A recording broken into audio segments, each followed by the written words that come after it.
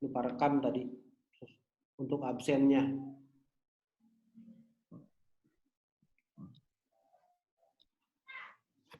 Baik, kemudian bagaimana peran perencanaan sumber daya manusia di dalam sebuah organisasi? Jadi peran sumber daya manusia dalam organisasi yang pertama adalah harus memahami strategi organisasi secara keseluruhan, ya. Semua sumber daya manusia yang ada di dalam organisasi itu harus memahami strategi organisasi secara keseluruhan. Makanya kalau di birokrasi ada yang namanya Renstra, rencana strategi, ya. Itu harus dibagikan dan itu harus dipahami oleh semua sumber daya manusia yang ada dalam organisasi tersebut. Kemudian menentukan bagaimana memberikan kontribusi kepada pengembangan strategi tersebut, ya. Jadi seluruh sumber daya manusia yang ada di dalam organisasi itu harus berpikir bagaimana cara mereka memberikan kontribusi terhadap rencana dan strategi yang akan diterapkan di dalam organisasinya. Kemudian kedua adalah peran sumber daya manusia memfokuskan pada pencocokan tenaga kerja atau manusia terhadap strategi, bukan pencocokan strategi terhadap orangnya. Nah, ini banyak sekali yang menjadi bias, terutama di birokrasi, ya, di birokrasi maupun organisasi yang tidak lagi memandang right man in the right place. Paham ya, right man in the right place? Jadi ya. Istilahnya indeks prestasi itu sudah bukan merupakan lagi tolak ukur atau indikator untuk pemilihan staffing, tapi IP itu lebih pada indeks pendekatan katanya. Jadi nah, siapa yang dekat? Jadi Pak, udah sekarang indeks prestasi itu udah nggak berlaku lagi karena sekarang indeks pendekatan. Jadi siapa yang dekat yang dipakai. Nah, ini ya. Kemudian ternyata di situ terjadi gap gitu. Ini seru sekali untuk didiskusikan karena banyak sekali baik di kelas pasca sarjana maupun di kelas sarjana. Ini banyak sekali. Jadi ada gap atau ada kesenjangan antara fakta dan teori. Gitu.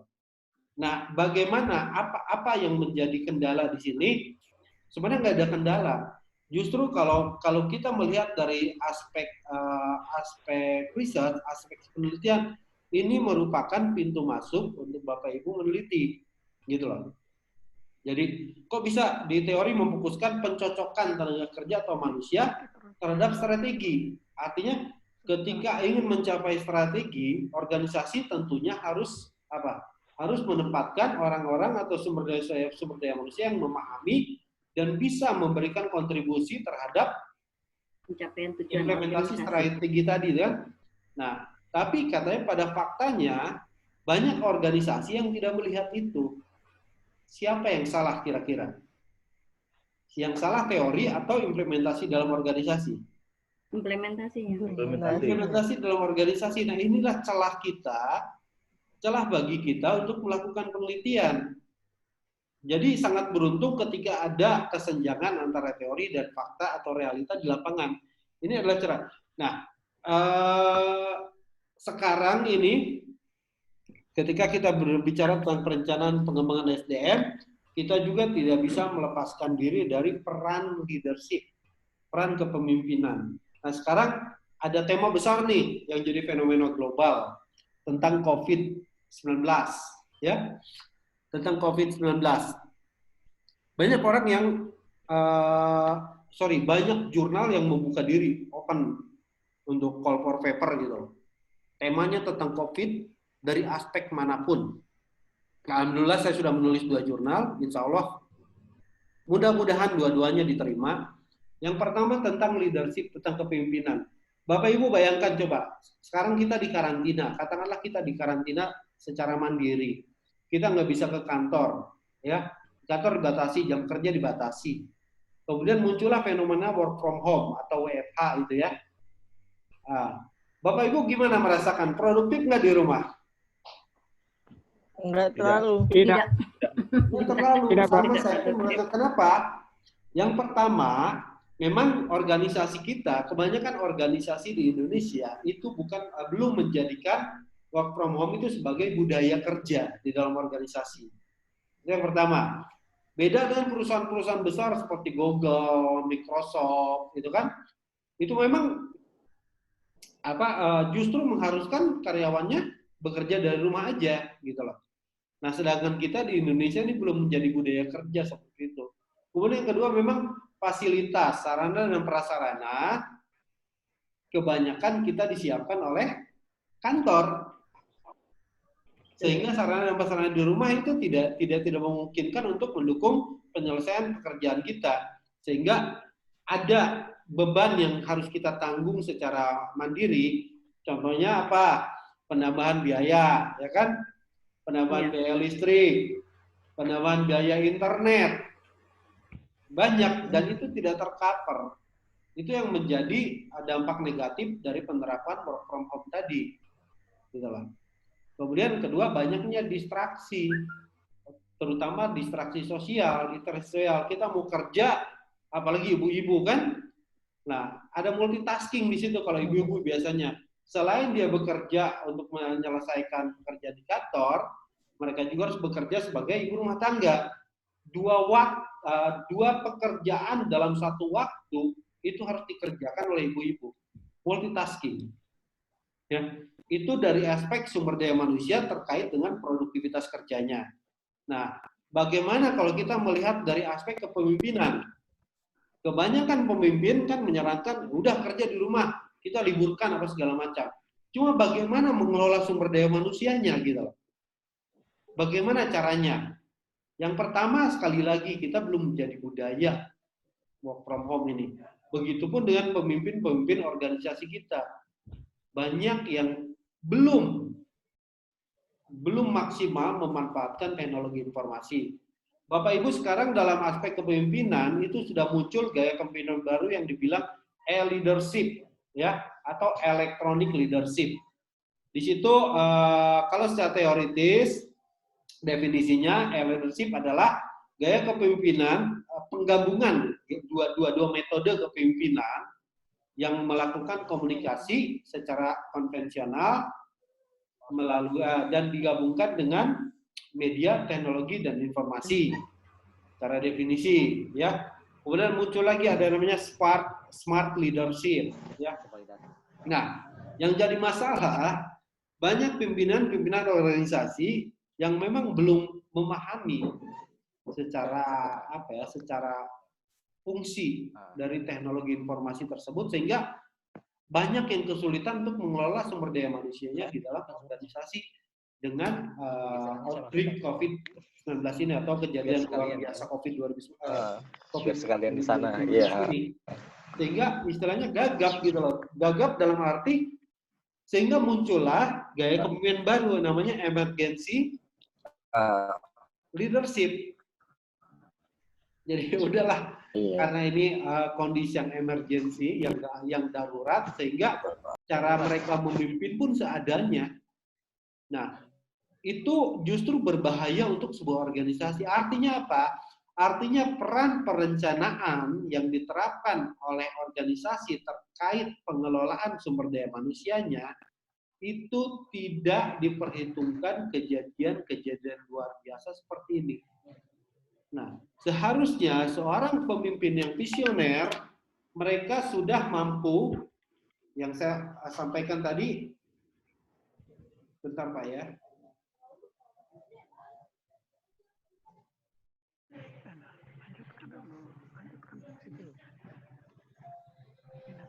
Yang saya sampaikan tadi, seorang pemimpin organisasi di dalam melakukan perencanaan harus mempunyai visi dalam bentuk forecasting atau peramalan atau prediksi. Prediksi salah satunya adalah kejadian-kejadian seperti ini, baik bencana alam, wabah, peperangan, kemudian apalagi unjuk rasa dan lain sebagainya. Ketika dihadapkan dan kondisi seperti ini, perencanaan yang telah diterapkan itu dengan otomatis akan berlaku atau akan dilaksanakan.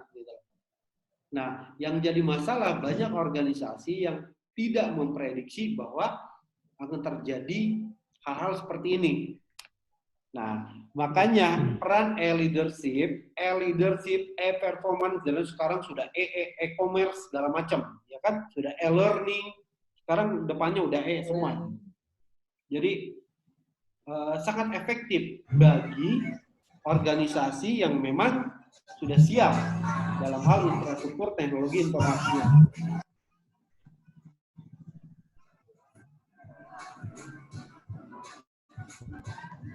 Ya, dalam hal teknologi informasinya. Sehingga bagi organisasi-organisasi yang siap dalam perencanaan, utamanya perencanaan sumber daya manusia, maka dia tidak akan merasa kesulitan dengan kondisi seperti ini.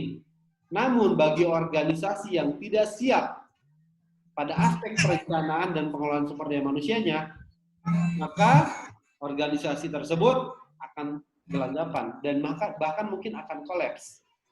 Sehingga akan terjadi banyak sekali distraksi, banyak sekali komunikasi yang dilakukan di dalam organisasi.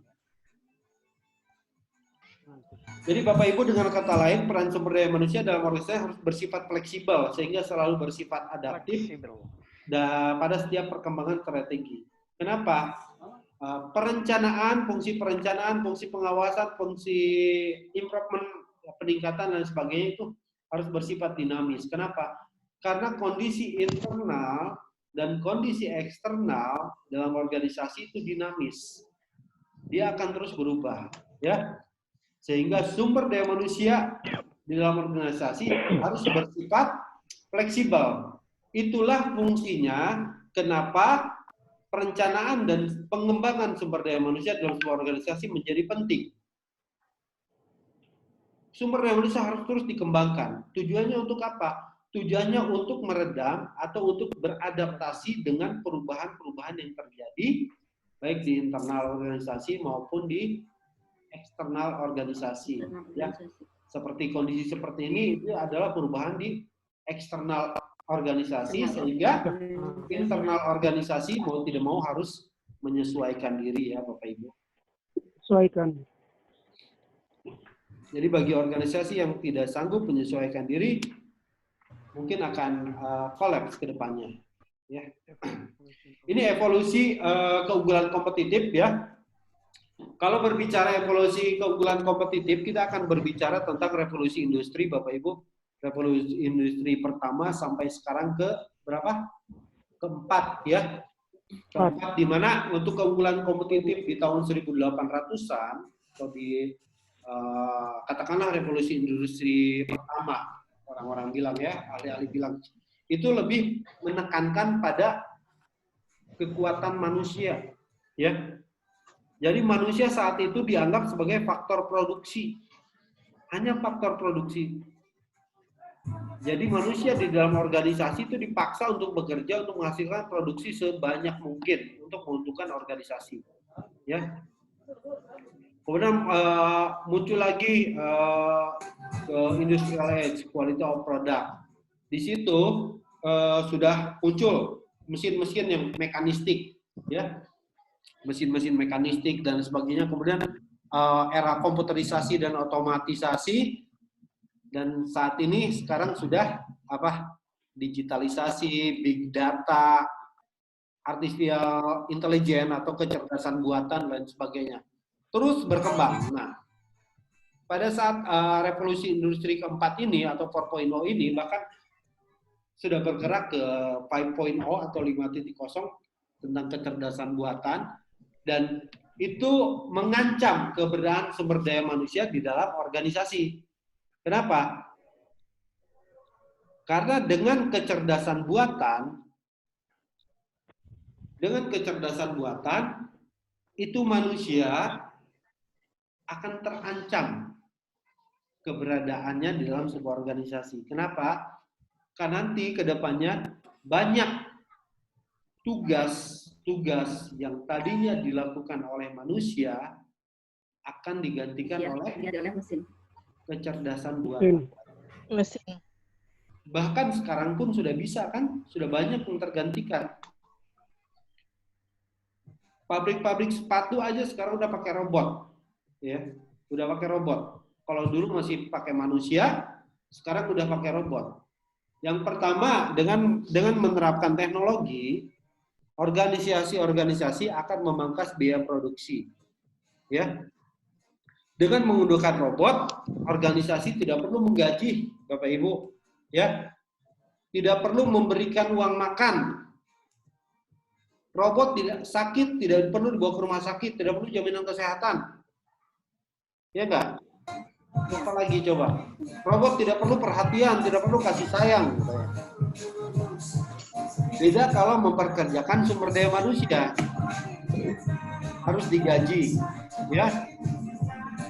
Harus diberikan insentif-insentif dan kesejahteraan lainnya. Kemudian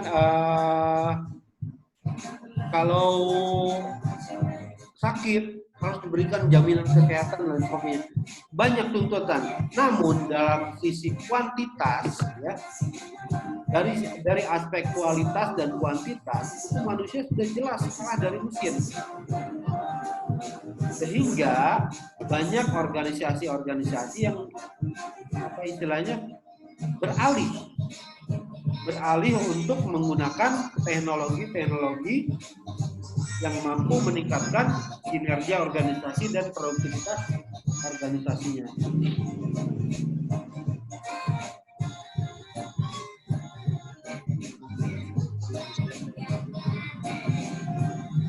Jadi mungkin kita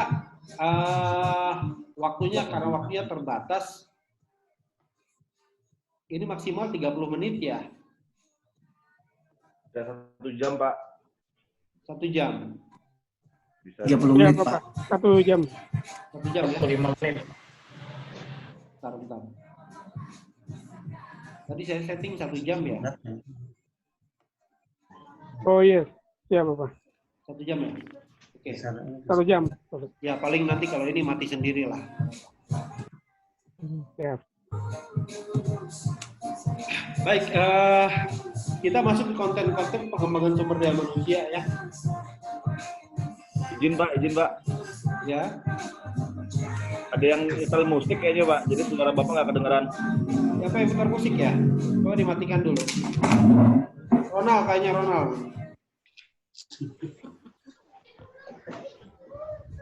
Oke, udah ya? Ya, sudah Pak, bagus Pak. Sudah Pak. Baik. Wah, Ronald ini kacau nih anak-anak acara jadi. Sorry Pak, lagi ini Pak, lagi jaga di kantor. Oh, saya kira lagi pesta di situ. Sorry. Teman-teman satu ruangan itu kayaknya. Baik, konten pengembangan Iya, sumber daya manusia yang pertama adalah pelatihan ya. Bapak Ibu sekalian, banyak sekali dari kita yang menganggap bahwa pelatihan untuk meningkatkan keterampilan dari sumber daya manusia, itu banyak yang menganggap bahwa hanya pelatihan yang bisa, gitu kan? Pendidikan pelatihan secara formal. Nah, teori sekarang itu sudah berkembang, Bapak Ibu, ada namanya social learning. Social learning itu teorinya Alfred Bandura. Jadi untuk meningkatkan keterampilan dan pengetahuan sumber daya manusia itu tidak hanya dilakukan dalam bentuk pendidikan dan pelatihan secara formal. Namun ada yang namanya social learning melalui social network. Ya, social learning artinya kita belajar dari pengalaman atau pengalaman orang lain yang lebih menguasai keterampilan maupun pengetahuan yang ingin kita dalami. Contohnya saya ingin belajar mengaji, ya. Saya harus mencari orang yang lebih memahami cara mengaji. Otomatis saya harus belajar di orang yang lebih pintar. Misalkan saya mengaji di Pak Wawan Aso, secara tidak formal, itu namanya social learning. Jadi social learning adalah bagaimana kita belajar untuk meningkatkan keterampilan, pengetahuan maupun sikap, ya skill, knowledge, dan attitude melalui orang lain atau melalui pengalaman orang lain atau melalui pengetahuan dan keterampilan orang lain dan tidak dilakukan secara formal. berbeda dengan pendidikan dan pelatihan.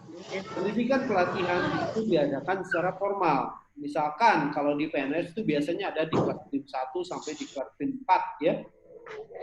Ada di kelas prajabatan.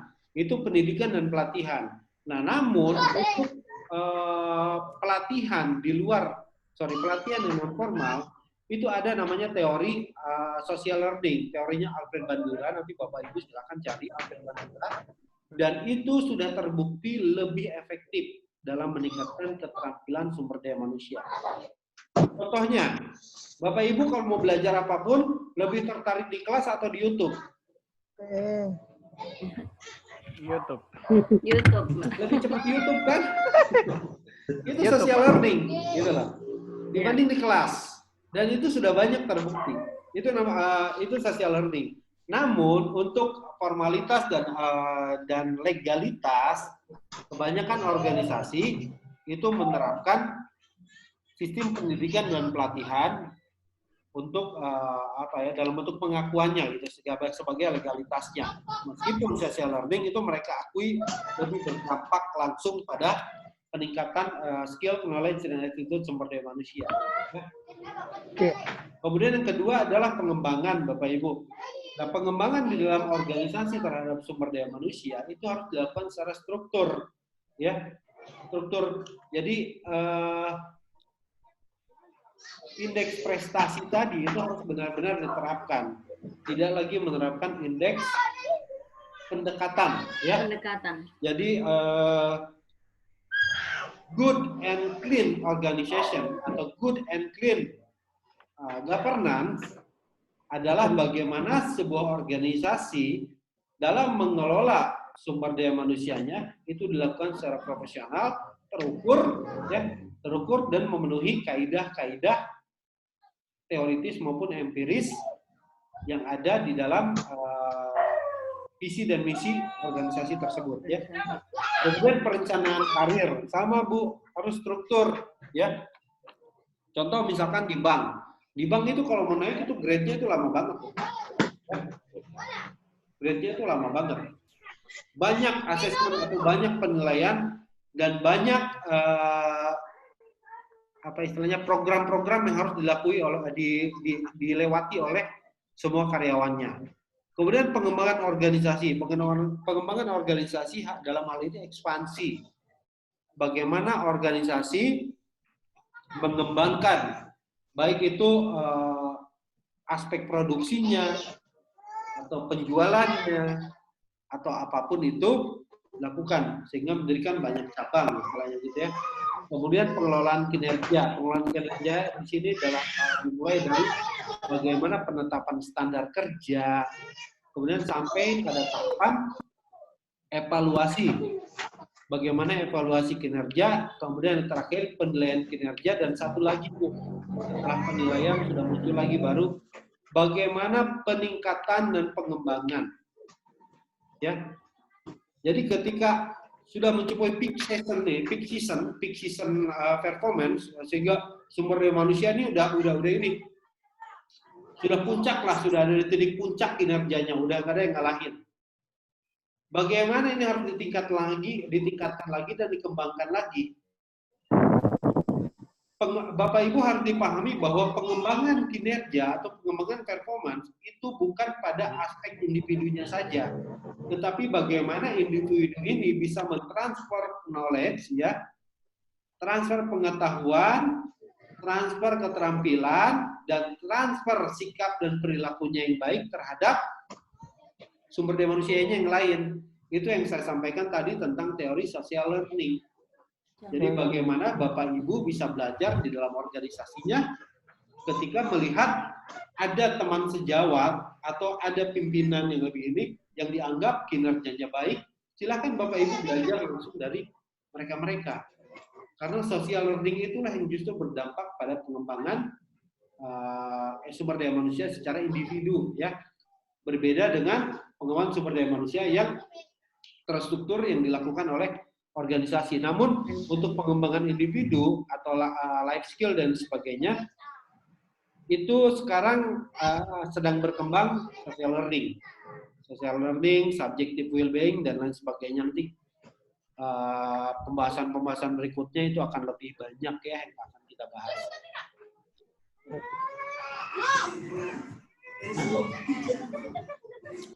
Baik, ini tahapan perencanaan sumber daya manusia di era perubahan yang dinamis. Kita sudah sampaikan kedinamisan perubahan di dalam lingkungan internal maupun eksternal ya. Yang pertama, bagaimana organisasi mengidentifikasi isu bisnis utama. Jadi Bapak Ibu, kalau organisasi yang memang dia sudah matang, startup maupun sudah unicorn dan lain sebagainya, kondisi seperti ini mereka akan jadikan peluang. Kalau dalam organisasi itu ada namanya SWOT analisis. Tahu SWOT analisis nggak? Iya. SWOT. Ya. Analisis SWOT.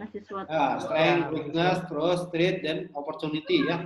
Bagaimana kita melihat kekuatan, kelemahan, tantangan atau ancaman dan peluang. Ya, dalam kondisi ini banyak perusahaan yang menjadikan peluang, sehingga organisasi atau perusahaan-perusahaan yang sudah siap dengan perencanaannya, mereka justru mendapatkan laba yang luar biasa dengan kondisi ini. Ya, berbeda dengan organisasi yang memang tidak bisa mengidentifikasi isu bisnis utama. Kemudian menentukan implikasi SDM. Bagaimana SDM ini akan dikelola, akan ditempatkan, ya. Kemudian berapa banyak dan bagaimana kualitasnya. Sehingga penerapan sumber daya manusia dalam sebuah organisasi itu selaras dengan tujuan organisasi melalui visi dan misinya. Kemudian mengembangkan tujuan dan sasaran sumber daya manusia. Itu terkait dan perencanaan dan pengembangan sumber daya manusia di dalam sebuah organisasi, Bapak Ibu, tentunya harus selaras dengan kebutuhan dan tujuan organisasi. Karena ketika pengembangan serta perencanaan yang dilakukan oleh sebuah organisasi tanpa melihat kebutuhan dan tujuan organisasi, banyak sumber daya manusia yang terkesan apa ya istilahnya, tidak terpakai gitu loh. Tidak terpakai, dan itu biasanya di organisasi yang birokrasi. Ya, mengirim orang untuk tugas belajar dan lain sebagainya tidak sesuai dengan tujuan organisasi yang ingin dicapai, sehingga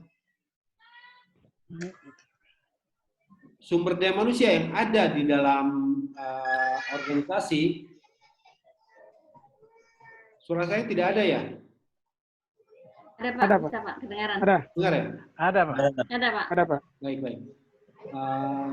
Sehingga sumber daya manusia yang ada dalam organisasi, ketika pengembangannya tidak sesuai dengan tujuan, maka itu menjadi beban atau menjadi apa ya istilahnya, sumber daya manusia yang useless gitu loh, karena antara perencanaan, pengembangan tujuan dan sasaran itu tidak selaras. Ya, orang bilang latihan lain, main lain katanya. Iya. Itu yang terjadi ya. Kemudian merancang dan melaksanakan kebijakan, program, dan praktek pengelolaan sumber daya manusia.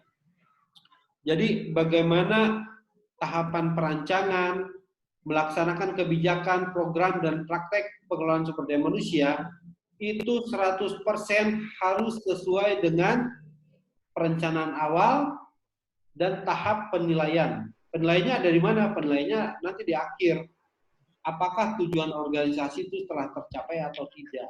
Ya, sehingga ketika penilaian akhir itu sudah dilakukan, kita akan feedback atau akan kembali ketika ada kesalahan di tahapan mana dari 5 tahapan ini yang tidak sesuai, ya, yang tidak sesuai dengan tujuan organisasi.